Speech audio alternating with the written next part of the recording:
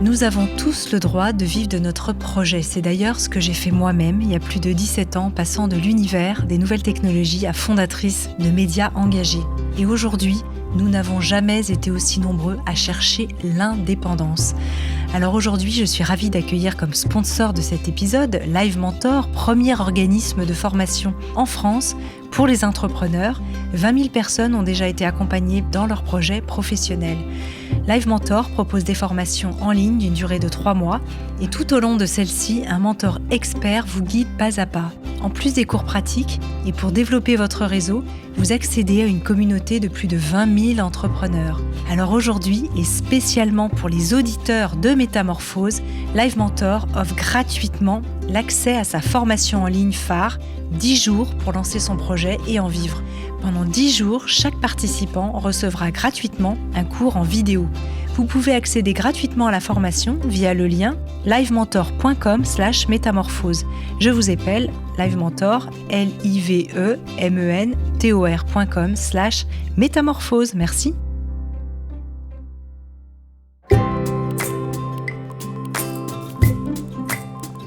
Bonjour et bienvenue dans la nouvelle série du podcast Métamorphose, le podcast qui éveille la conscience. Je suis Emmanuel Valls, coach professionnel en leadership et fondateur de BioPartners. Dans cette nouvelle émission proposée par Métamorphose, nous allons parler du masculin et du rapport des hommes avec eux-mêmes et le monde. Chaque semaine, j'accueillerai des personnalités inspirantes et expertes du sujet afin de nous aider à trouver des clés concrètes d'évolution consciente. Métamorphose, le podcast qui éveille la conscience. Le yoga, c'est pour les femmes, c'est ennuyant et il faut être souple. Si vous croyez à un seul de ces clichés, vous allez rapidement changer d'avis. La vérité, c'est que le yoga fait du bien et tellement plus encore. Mon invité du jour est un ancien gymnaste, entraîneur de niveau national, aujourd'hui consacré à son activité de coach sportif et de professeur de yoga. Il est passionné par le mouvement, l'élégance du geste et la mécanique du corps humain. Avec 2 autres hommes, il fonde le Yoga des bons hommes qui donnera lieu au livre du même titre aux éditions Larousse. Votre dos vous fait souffrir, vous êtes stressé et irritable, vous avez l'impression de tourner en rond dans votre vie. Réhabilitons le yoga aussi pour les hommes et oubliez tout ce que vous savez. Venez découvrir aujourd'hui le yoga des bons hommes avec Prosper Matussière. Bonjour Prosper, comment allez-vous ? Ça va très bien, merci. Bienvenue dans ce studio. Vous signez ce livre, Le yoga des bons hommes, avec 2 compères, Samuel Hurtado qui est ostéopathe et Frédéric Ngodi qui est chef d'entreprise. Quelle est votre intention avec ce livre, voire avec ce mouvement ? L'intention première, c'est, si on peut parler de mouvement, c'est d'ouvrir le mouvement aux hommes. C'est vraiment ça l'intention première, c'est de rendre accessible cette pratique qui, aux yeux des hommes, l'est pas vraiment. Donc c'est vraiment démocratiser la pratique. Donc la rendre simple à travers les mots qu'on a choisis. Et c'est quoi alors pour les hommes ? C'est vu comment le yoga dans ce que vous aujourd'hui, moi par exemple personnellement mon premier souvenir c'est Ariel Dombal, un Indien est dans la ville, dans sa salle de bain, un carré est un rond et aou aou aoum. Donc on a beaucoup cette idée un peu du yoga qui est quelque chose de très passif, de plutôt inactif. Et en fait, c'est tout le contraire. Nous, la grande particularité, on va dire, qu'on met dans le yoga des hommes, on n'a pas refait un yoga. C'est juste que, étant moins souple que les femmes, on plie beaucoup plus les jambes. C'est vraiment ça la grande différence. Sinon, c'est vraiment... On n'a pas refait un yoga, on a créé un espace pour accueillir les hommes qui souhaitent découvrir le yoga. C'était vraiment ça l'intention. C'est pas de refaire du yoga parce qu'on peut pas refaire quelque chose, mais c'est de créer un espace qui permet aux hommes de se sentir suffisamment à l'aise pour venir pratiquer. Ok, super, et on va en reparler. Mais alors vous, comment vous avez découvert le yoga Prosper ? Pourquoi c'était un coup de cœur ?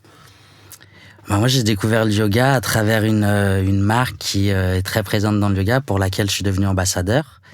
Et donc, ils ont des programmes très axés sur le yoga, et c'est un petit peu à travers eux que je commence à découvrir le yoga. Moi, je suis issu du monde de la gym, de la compétition, de no pain, no gain, de on y va, on envoie, etc.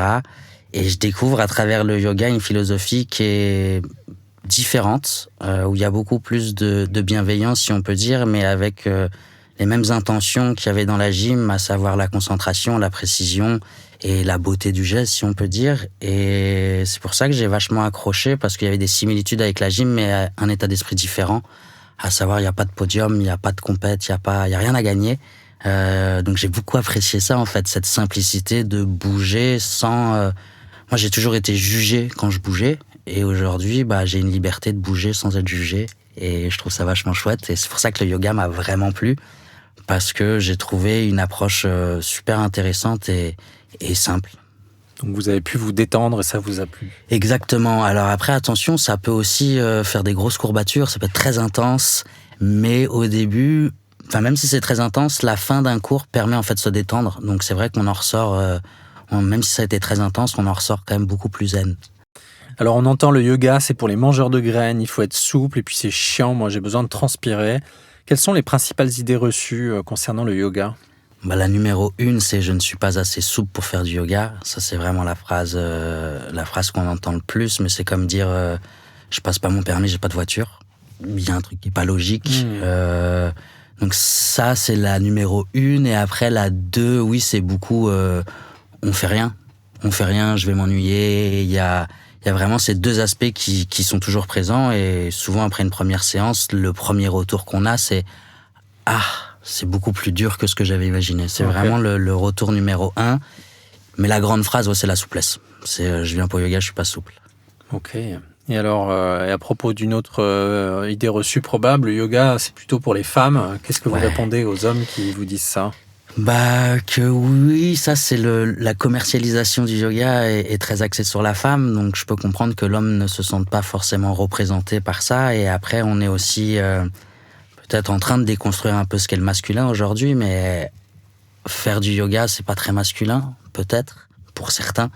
Donc il y a cette idée où justement on est dans des étirements, on est dans des choses plutôt lentes, et donc c'est pas très viril, on pense qu'on va pas suer. Donc je sais pas vraiment pourquoi les hommes, si, en fait, c'est de la peur, c'est beaucoup de peur, parce qu'une fois qu'on découvre ce que c'est vachement puissant et c'est vachement bien. Donc je pense que c'est de la peur, c'est vraiment de la peur, je pense, de la méconnaissance qui du coup amène une certaine peur et de croire qu'on fait un truc de nana, alors que... Ce serait la peur de quoi, du coup ? Peur peut-être un peu du ridicule, peur après, si on peut partir peut-être pousser un peu plus loin, peur de sa part de féminité, au final, peur aussi d'être dans les émotions, peur d'être dans le ressenti de soi-même, dans la connexion corps-esprit, qui est pas forcément quelque chose qui est développé chez l'homme, si on peut dire. La connexion est plus difficile à faire que chez la femme. Donc je pense qu'il y a tout ce côté, et aussi le côté ésotérique, où on peut avoir un petit peu peur de tout ce qu'il y a autour. Donc je pense que c'est vraiment de la méconnaissance qu'amène une peur, et du coup un frein à l'idée d'aller pratiquer. Ok. Et alors le modèle du bad boy dans lequel on a baigné avec les Bruce Willis et autres Stallone semble encore omniprésent, et parfois même encore désiré par un certain nombre de femmes. Et alors du coup, est-ce qu'il est facile, voire évident, pour un homme de dire à ses amis, qu'ils soient femmes ou hommes, qu'ils pratiquent le yoga ? Comment c'est reçu ? Est-ce que ça peut être encore vu comme sexy, désirable, ou pas tant que ça ? On a tout, on peut parler un peu des anciennes générations qui pensent qu'on est en Sarwell et qu'on est un peu fly. Donc les clichés sont encore durs sur le yoga et effectivement, je pense que l'homme viril, comme on l'entend entre guillemets, n'aurait pas sa place dans un cours de yoga. Mais moi, je pense que c'est tout le contraire. Il faut y aller. Et même Bruce Willis devrait faire du yoga. Et je serais pas surpris qu'il en fasse déjà, d'ailleurs. Donc, il faut passer le pas. Il faut casser un peu ce côté, pas macho, c'est pas le bon terme, mais on peut être fort et sensible. Voilà. Alors, c'était ma question suivante. Comment le yoga peut-il aider les hommes dans leur masculin ? Et quel masculin, justement ? Il y a vraiment, moi, du moins à mon échelle, ce que ça a amené, c'est vraiment un côté plus doux avec soi-même, un côté vraiment plus lent et un peu plus au rythme de la vie, si on peut dire, moins effréné. Donc c'est vraiment plus se détacher en tant qu'ancien compétiteur. Moi, c'était se détacher du résultat, du regard aussi du jugement de l'extérieur. Donc ça amène, je trouve, une sorte de sérénité et un peu une connexion avec soi-même qui permet pas de s'affirmer, mais de se reconnecter à soi et du coup de s'aligner. Et quand on est aligné, on brille plus facilement. Et alors, en quoi le yoga vous a aidé à accepter ces parts de vous-même ? Donc vous parlez de finalement parfois ne pas savoir faire ou faire avec ses limites, d'imperfection, de détachement du résultat, d'accepter la fatigue, d'accepter d'être moins bon que les autres. Et vous dites même dans le livre de se détacher de la performance pour entrer dans le vrai. Alors, en quoi ça vous y a aidé, le yoga ? Le côté, moi, beaucoup pas de podium déjà, pas de finalité compétitive était déjà une grosse décharge mentale.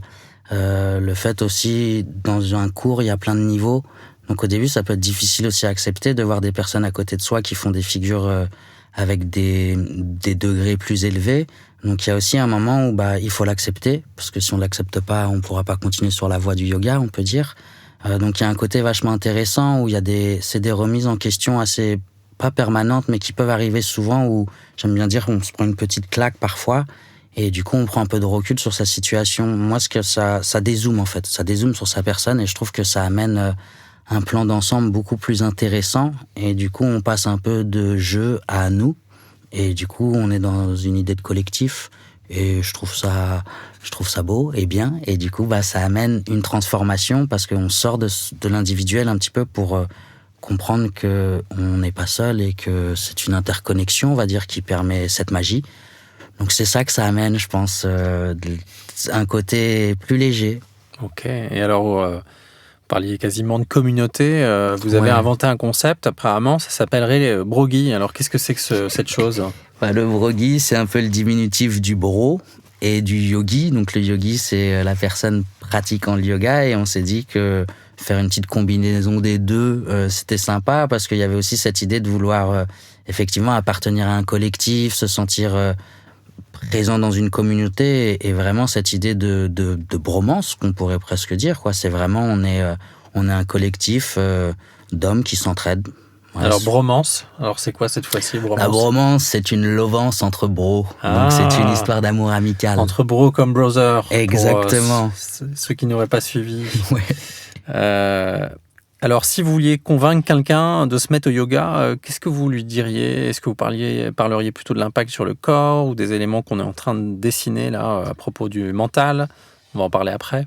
Au début, je parlerai du corps, parce que je pense que ça commence d'abord dans le corps, et après on va dire que ça finit dans le cœur. Mais ça commence par le corps, parce que on s'étire, on se renforce, donc déjà ça amène une mobilité plus facile. En fait, j'aime bien dire que le yoga, ça rend les mouvements efficients, donc ça dépense moins d'énergie, donc ça permet d'être en meilleure forme, si on peut dire.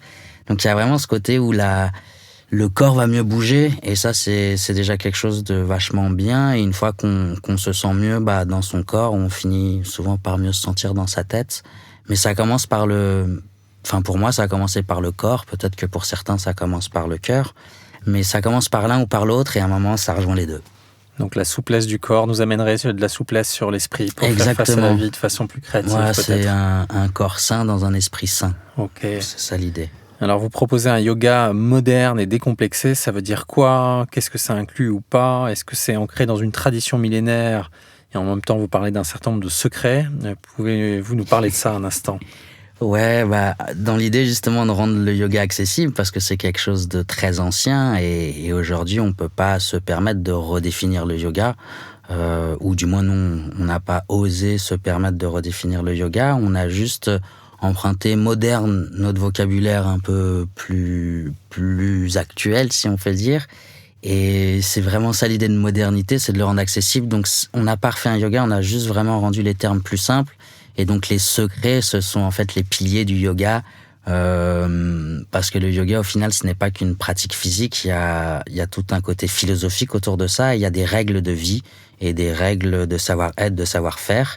Et du coup, nous, on a voulu les rendre accessibles en donnant justement 7 secrets plus sains. Et le 8e, je laisse tout le monde le découvrir dans le livre. Ça marche. Est-ce que vous voulez nous évoquer 2 ou 3 d'entre eux qui vous parlent particulièrement à vous, Prosper ? Ouais, moi j'aime bien l'idée du respect de soi et du respect des autres, et ça fait partie de quelque chose qui va ensemble. C'est que si on respecte la vie, on se respecte d'une certaine façon, et c'est vraiment, moi c'est ce qui m'a impacté le plus, c'est ce qui me touche le plus, c'est ce qui m'importe, on pourrait dire, le plus dans cette philosophie. C'est vraiment réussir à mettre tout le monde sur la même échelle. Et ça, c'est vraiment quelque chose qui est présent dans le yoga, où on demande, et c'est très difficile, on demande de ne pas juger. Alors toujours la théorie et la pratique, c'est pas pareil. Je mentirais si je dis que je ne juge plus personne. Mais l'idée, c'est d'essayer d'en avoir conscience, et du coup, de travailler dessus. Donc pour moi, c'est vraiment l'un des secrets, si on peut dire, les plus importants, le respect des uns et des autres. de soi et des autres. Dans les autres principes, il y a aussi reconnecte-toi. Il y a une partie importante de méditation, en fait, qui est dans ce yoga. Est-ce que c'est quoi la finalité, s'il y en a une? Oui et non. Finalité, le mot est fort parce que du coup, on attend un résultat. Et l'idée, c'est d'essayer aussi justement de casser un peu tout ça. Parce qu'aujourd'hui, c'est difficile de se lancer dans quelque chose parce qu'on nous promet toujours une finalité. Donc on a aussi un moment, un côté où on est un peu fatigué de ne pas recevoir cette finalité qu'on nous a tant vendue. Donc nous, l'idée, on ne veut pas vendre une finalité, même s'il y en aura, j'espère, une, mais chacun processe à sa façon, chacun a son rythme, mais la finalité, quand même, si elle doit être là, c'est vraiment une connexion corps-esprit et vraiment ce que je dirais un alignement en fait de ce qu'on a envie de vivre et de ce qu'on vit. Et c'est vraiment, je pense, la chose la plus importante. Certains disent que les maladies sont justement un mauvais alignement entre ce qu'on veut et ce qu'on vit. Donc l'idée de la méditation, c'est de prendre du temps pour soi. Arrêter de penser, c'est impossible. L'éviter parce qu'on médite, je suis pas sûr que ça soit possible non plus. Mais l'idée de la méditation, en fait, c'est de créer des espaces-temps, bref ou pas, entre nos pensées. Et le processus de méditation est assez drôle parce que quand on médite, on est tellement surpris d'être dans un état qu'on en ressort aussitôt, en fait. Parce qu'on se dit, oh là, wow, il s'est passé quelque chose d'incroyable. Et du coup, on en sort, puis on remédite, puis on retrouve cet état. Et l'idée, c'est d'espacer justement ces espaces pour avoir un moment de méditation de plus en plus long. Mais ça peut être, c'est pas forcément s'asseoir et fermer les yeux, méditer. Il y a plein de façons de méditer.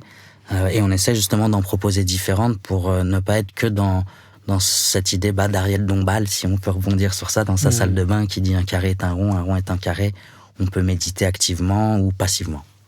Et du coup, est-ce que ça vous amène aussi à l'introspection? Et est-ce que c'est toujours confortable? Ou est-ce que ça peut amener dans des espaces de remise en question qui peut-être créer cet évitement parfois, ou ces caricatures, ces idées reçues sur le yoga? Non, il y a de ça quand même. Il y a un côté, oui, où passer du temps, on va dire, avec soi-même, ça nous amène à réfléchir sur soi.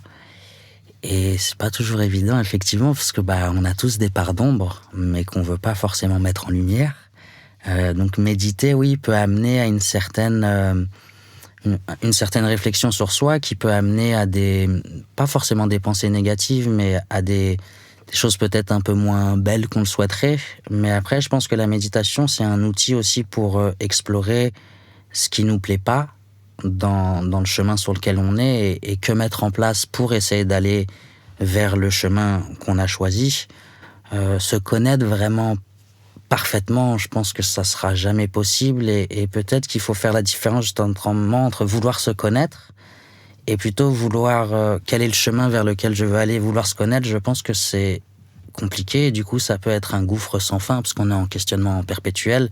Mais par contre, avoir une idée de là où on veut aller et se dire, OK, aujourd'hui, qu'est-ce qui m'empêche d'aller vers ce chemin? Je sais pas, peut-être ma frénésie des cafés, je prends un exemple tout bête, me dire, OK, je vais calmer les cafés, etc. Moi, je considère la méditation plus comme ça. Ça reste du coup une connaissance de soi, mais c'est une connaissance de soi pour aller en direction de quelque part. J'aime bien l'idée d'être toujours en mouvement et en chemin. Et vouloir se connaître parfaitement, je pense que c'est pas une erreur, mais c'est là où ça peut être dangereux. Et que effectivement, on peut se perdre dans un processus de réflexion qui est long, qui est lent. Moi, des fois, je suis un peu pas dégoûté, mais un peu, j'ai envie de mettre pause sur le yoga, j'ai envie de mettre pause sur les textes, sur la réflexion, parce que ça tourne trop dans la tête. Au bout d'un moment, on peut être beaucoup dans le mental, et ça peut effectivement m'en piéger un peu. Ok, et donc vous, dans votre expérience personnelle, c'était plutôt justement un chemin qui vous a aidé à vous trouver. Quelle métamorphose ça a permis chez vous, Prosper, finalement, le yoga? Ça a été de se trouver et de s'affirmer. Après, c'est vraiment en relation avec le vécu des uns des autres. Mais moi, j'étais entraîné très longtemps en tant qu'athlète. Et il y a un côté où tu prends pas vraiment ta vie en main quand tu es entraîné par quelqu'un. Moi, j'aime bien dire que je suis un très bon soldat, parce que c'est ça que j'étais, en fait. J'étais le soldat, entre guillemets, de mon entraîneur, qui nous disait quoi faire, que faire. Donc le yoga, ça m'a amené aussi un côté responsabilisation de soi Et le côté aussi d'oser s'affirmer, parce que quand j'ai arrêté la gym, il était assez difficile de se retrouver sans repère, sans entraîneur, en fait, on va dire. Et le yoga m'a, moi, amené beaucoup le côté oser prendre sa place. Par exemple, pour l'anecdote, quand j'ai fait mon premier 200 heures, donc c'est la formation de yoga, j'étais en Californie avec des gens que je ne connaissais pas. Donc j'arrive avec le personnage que je suis, mais comme je veux être aussi. Et je finis le séjour avec des tresses, chose que je n'avais jamais fait. Je me dis, waouh, trop bien, tout le monde adore mes tresses. J'arrive dans le RER à Paris, crise de panique. Me dire, attends, mais personne m'a jamais vu avec des tresses, je vais pas mettre des tresses, c'est n'importe quoi, c'est pas moi. Et en fait, peur du regard des autres, peur du jugement, peur de ne pas oser prendre ma place. J'ai défait toutes mes tresses dans le RER. 2 jours après, je suis retourné faire des tresses en me disant je passe une semaine comme ça et je serais ok que ça ne va pas plaire à des gens, mais au final moi ça me plaît, donc je les garde. Donc moi ça a vraiment été ça, et cette anecdote résume vraiment la transformation que j'ai eue, où avant je vivais beaucoup à travers l'autre parce que l'autre aurait pu être mon entraîneur, et en fait aujourd'hui il y a ce côté où j'essaye de vivre plus pour moi que pour les autres. C'est pas évident, mais c'est vraiment ce que m'a amené le yoga, le côté d'oser prendre sa place. Notamment parce qu'il y aurait particulièrement de la bienveillance, si je peux le dire ainsi. C'est ça que je dois comprendre dans le milieu du yoga de façon générale ? Oui, alors après... J'ai mal compris. Non, c'est ça. Après, je pense que chacun processe à sa façon. Il y a l'idée merveilleuse de penser que oui, dans le yoga, tout est bienveillant, mais après, ça reste un monde comme tous les autres, où il y a des bons et des moins bons. Je parle de l'âme, pas du niveau d'entraîneur, on va dire. J'ai bien compris. Mais voilà, il y a tout style. Donc, ça reste quand même plus bienveillant que la moyenne, mais c'est pas tout rose non plus. Donc moi, à titre personnel, c'est vraiment ça. Même si c'est nourri de bienveillance, quand même, tout cet univers, mais je voudrais pas parler au nom du yoga et je préfère parler en mon nom. Ça marche. Quel impact le yoga a sur votre rapport à vous-même et le rapport aux autres ? Il y a l'idée de... Moi, j'ai totalement dézoomé aussi sur ma personne. On va dire qu'à un moment, je pensais peut-être être le centre du monde, ou du moins que c'était moi et les autres, en fait. Et ce que ça m'a beaucoup amené, c'est que c'est nous, en fait. C'est vraiment nous. Et ce que disait la professeure que j'ai eue dans mon 200 heures, c'était vraiment ça. L'idée, c'est de passer du jeu à nous.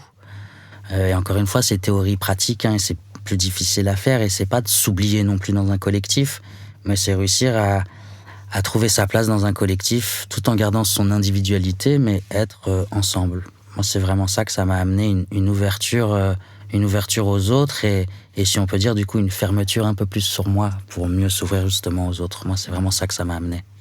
Vous évoquez également la place de la respiration. Samuel, dans le livre, parle de pranayama et de l'impact que ça a eu pour lui dans sa relation aux émotions. Il dit « La respiration pranayama m'a appris à reprendre les rênes de mes émotions ». Qu'est-ce que vous voulez nous en dire, Prosper ? La respiration, si on prend un petit temps de recul, c'est, je pense, la seule chose qui est innée. On l'a. J'aime bien dire que quand on a quelque chose, on a plus de facilité à la négliger. Et du coup, la respiration, aujourd'hui, je m'inclus dans ce que je dis, on ne sait pas vraiment respirer. On nous a pas appris à respirer, étant donné que ça arrive et c'est là. Et en fait, une respiration un petit peu optimale, c'est une respiration, on va dire, à 360 degrés. Il faut que le ventre se gonfle, les hanches s'écartent, le bas du dos se remplisse. On est beaucoup à respirer dans la poitrine. Raison première des maladies, le stress. Raison première du stress, mauvaise respiration. Du coup, le yoga permet effectivement de réapprendre à respirer. Et si on y réfléchit, suffit de penser à un état émotionnel. On est stressé, on respire vite. On est détendu, on respire plutôt lentement. Donc celui qui contrôle sa respiration, effectivement, gère totalement ses émotions parce que l'un va avec l'autre. Alors vous nous proposez dans ce livre un programme de 21 jours pour nous inciter à nous y mettre avec tout un tas d'illustrations extrêmement bien faites. Moi, la question que je me suis posée, c'est est-ce que c'est pas trop fastidieux d'appliquer un programme avec... je me retrouve tout seul avec mon livre, malgré ces super photos. Qu'est-ce que vous avez envie d'en dire ? Oui, c'est pas évident, c'est clairement pas évident, et c'est pour ça qu'aussi on a proposé des QR codes pour qu'il y ait justement certaines parties qui soient filmées, mais après... Pour accéder à du contenu vidéo. Ouais, pour accéder à du contenu vidéo guidé justement, parce que effectivement, à un moment on s'est dit, ok, le livre est là, mais effectivement, comment je me lance, comment je fais, j'en ai jamais fait, est-ce que tout est clair, pas clair. Donc l'idée, c'était quand même de proposer un support vidéo, mais après, il y a aussi un moment où on te demande de passer un contrat avec toi-même, un contrat moral, parce que nous, on te donne tout en main, mais on peut pas être avec toi pour le faire. Donc il y a aussi cette idée de faire. Et moi, j'aime bien parler de 1% meilleur chaque jour. Donc il y a vraiment cette idée on demande pas des choses trop compliquées. Il y a peut-être le 21e jour où là, c'est un petit peu intense. Mais sinon, l'idée est vraiment de rester progressif. Et on a voulu penser à un challenge qui allie cœur, corps et tête. Donc il n'y a pas que du physique, il y a aussi un petit peu de réflexion et un peu de philosophie, si on peut dire. Donc ça reste quand même assez accessible parce que justement, on ne voulait pas faire quelque chose de trop compliqué à mettre en place seul. Et alors, on pourrait avoir le cliché en tant qu'homme, de rentrer et d'être super intimidé dans un studio. Il y a une majorité de femmes, il y a des personnes qui ont déjà un niveau super fort. Comment ça marche ? C'est-à-dire, est-ce qu'il y a une antichambre avant de se retrouver dans ces studios avec des ceintures noires de yoga ? Et ça se trouve où, les antichambres et les endroits où on peut, en collectif, peut-être apprendre le yoga en tant qu'homme débutant ? La raison première de notre collectif est celle-ci. Donc notre antichambre, elle est au studio Somasana, où on donne un cours une fois par semaine, le mardi matin, où là, on accueille des hommes pour justement... Moi, j'aime bien dire qu'on est des formateurs. J'aime beaucoup ce mot de l'idée de former, si on peut dire, pour qu'à un moment, justement, ils se sentent suffisamment à l'aise pour aller dans n'importe quel studio en présence d'autant de femmes que d'hommes. Donc l'idée, c'est de les former, si on peut dire, via le yoga des bons hommes pour justement se sentir à l'aise et d'aller voguer de ses propres ailes. Un studio qui est à Paris, donc. Ouais, un studio qui est à Paris. Somayana. Dans le 8e arrondissement. Sinon, ça marche. Le livre est là pour aiguiller comme on peut du mieux possible. Mais à un moment, il faut passer le pas, si on peut dire. Ça marche. Alors, vous parlez dans les bénéfices d'amélioration des performances dans les autres sports pratiqués, de renforcer les articulations, la tension artérielle, la digestion, la sérénité, le calme. Ça en fait un paquet de bénéfices. Alors, soyons, combien de temps il faut y consacrer par jour, sur quelle durée pour avoir un début de bénéfice ? Ça, c'est pas une question facile parce qu'encore une fois, ça va dépendre un peu des uns des autres. Mais moi, je dirais que, par raison déjà de 2 fois par semaine, c'est pas forcément consacrer 1 heure, c'est consacrer un temps. Ça peut être un mouvement de yoga, ça peut être une respiration, ça peut être 1 minute, comme ça peut être 90 minutes. Mais déjà, à raison de, je pense, 2 fois par semaine, de temps de pleine conscience, du coup, on va les appeler, ça peut amener un changement en quelques temps, en 2-3 mois. Je pense qu'on peut déjà arriver à des bienfaits physiques et mentaux. Est-ce qu'il y a des bénéfices que nous n'avons pas encore évoqués, auxquels vous tenez absolument, Prosper, pour nous en dire quelques mots ? On a une petite blague dans le livre où on parle, on veut pas en parler parce que mais il y a le côté rapport sexuel aussi, mine de rien, qui t'es plus souple, donc t'as plus de mobilité, t'as plus de possibilités, tu gères mieux ta respiration, tu gères mieux tes émotions. Donc la petite blague au rapport sexuel est rigolote, mais pas si fausse. Parce que c'est vraiment, on veut amener de la sérénité partout dans la vie, on va dire, et voilà, je peux pas trop dériver là-dessus, mais voilà, l'idée c'est vraiment d'amener du calme dans tout, et si on peut dire vraiment le yoga, c'est amener de la conscience. Mais quoi qu'on fasse, on peut faire de la cuisine, c'est du yoga, on peut faire n'importe quoi, à un moment, ça peut devenir du yoga. Donc les bénéfices peuvent être énormes en fait. Ça marche. Et je pense que c'est chacun après. Il trouve ce qu'il a à trouver. Finalement, vous prenez une véritable philosophie de vie. Vous parlez d'amour, de compassion, d'écoute, d'harmonie. Alors, est-ce que c'est possible avec le Soul Yoga, selon vous ? Oui, je pense que c'est justement la beauté du yoga. C'est une discipline, si on peut dire. C'est la seule qui éveille la conscience. Ou l'une des seules. Elles sont rares quand même à avoir un travail, on va dire, physique, mais aussi une dimension mentale, spirituelle, on l'appellera comme on veut, mais qui développe la conscience. Donc c'est la seule activité qui a ce double bénéfice, donc faut en faire pour découvrir ce qui s'y passe. Ça marche. Alors je résiste pas, pour terminer ce podcast, de lire, si vous l'acceptez, Prosper, quelques vers du poème que vous proposez en fin d'ouvrage. Ça vous va si j'en lis quelques vers ? Ouais, tout à fait. Devenons des voleurs de temps, des braqueurs du moment présent, des bandits de l'ici et maintenant, des criminels du bonheur, des dictateurs de la pensée positive, des fétichistes de la joie. Devenons des soldats d'amour, lançons la bombe de la bienveillance, formons une armée de gratitude, devenons des dealers d'abondance, des fraudeurs de moments présents, des pirates de la béatitude. Devenons des truands de la compassion, des malfaiteurs du cœur, des magouilleurs de la bonté, formons un gang d'harmonie, des cambrioleurs d'instants suspendus, bref, soyons des gangsters modernes au service de la vie, de vrais bons hommes. Vous voulez rajouter quelque chose à ce poème, Prosper, ou qu'est-ce qui vous a inspiré son écriture ? Ce qui m'a inspiré son écriture, on en revient un peu à ce qu'on disait tout à l'heure, se poser des questions sur soi, ça fait réfléchir, ça fait aussi dézoomer sur sa personne, s'ouvrir un petit peu au monde, aux autres, aux uns, et je peux pas être fataliste, mais réaliser que c'est pas tout rose partout et que si on y met un petit peu du sien, ça pourrait être peut-être un peu plus rose partout. Donc l'idée de ce poème m'a été inspirée par la foi que j'ai, on va dire, en la vie et en l'humain pour espérer faire quelque chose de mieux. D'où cette idée de toujours faire 1% meilleur chaque jour. Donc je pense que c'est ça j'étais inspiré par l'amour, si on peut dire, et par l'envie d'essayer de planter des graines. J'aime bien dire que je suis un planteur de graines et après ça pousse ou ça pousse pas. Mais l'idée, c'était de semer des petits mots d'amour par-ci par-là. C'était Magnifique. vraiment ça.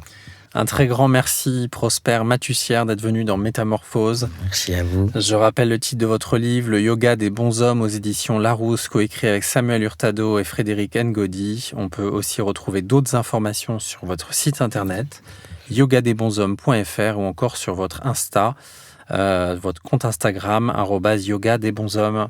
Tout à fait. À bientôt. À bientôt, merci. Merci infiniment d'avoir écouté cet épisode. S'il vous a plu, n'hésitez pas à aller vous abonner directement au podcast sur votre plateforme d'écoute préférée.